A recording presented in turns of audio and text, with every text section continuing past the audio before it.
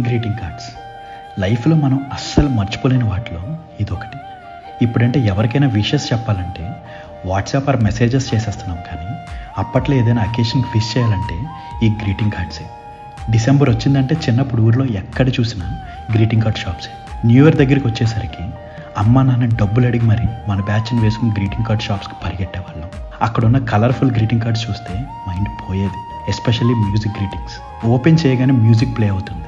అప్పట్లో అదొక అద్భుతం. మనకి అది కొందామంటే మన దగ్గర అంత బడ్జెట్ ఉండేది కాదు. సో బడ్జెట్కి తగ్గట్టు బెస్ట్ ఫ్రెండ్స్కి కొంచెం మంచి గ్రీటింగ్స్, మిగిలిన వాళ్ళకి నార్మల్ గ్రీటింగ్స్ కొనుక్కొని వచ్చేవాళ్ళం.